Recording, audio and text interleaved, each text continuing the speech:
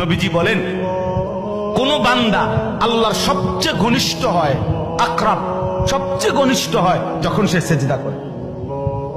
সেজদা করে।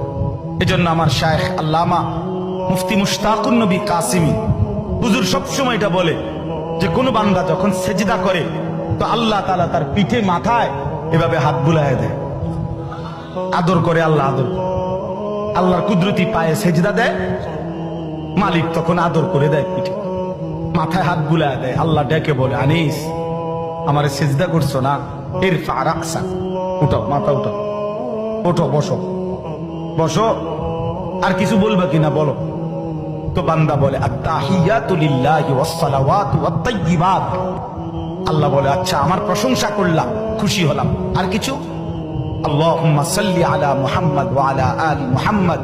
ও মাশাআল্লাহ, আমার বন্ধুর প্রশংসা করলা, দুরূদ পড়লা, আমি এত খুশি হলাম, এখন কিছু আর বলবা? তো বান্দা বলে, আল্লাহ সেজদা দিয়ে আপনার কাছে আসলাম, আপনার প্রশংসা করলাম, আপনার বন্ধুর দুরূদ পড়লাম, একটা উদ্দেশ্য আছে, মাকসাদ আছে। কি মাকসাদ, কি উদ্দেশ্য? আল্লাহুম্মা ইন্নী যালামতু নাফসি যুলমান কাসীরা।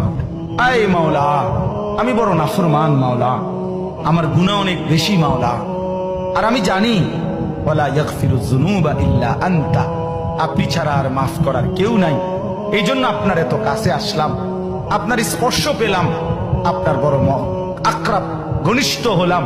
উদ্দেশ্য হলো ফাগফিরলি মাগফিরাতাম মিন ইনদিক, আপনার পক্ষ থেকে আমারে ক্ষমা করে দেন, ওয়ারহামনি, আমার একটু দয়া করে দেন, ইন্নাকা আনতাল গফুরুর রহিম, আপনি মাফ করবেন না কা, আপনি তো ক্ষমাশীল, আপনি দয়া করবেন না কেন, আপনি তো রহিম, দয়াবান।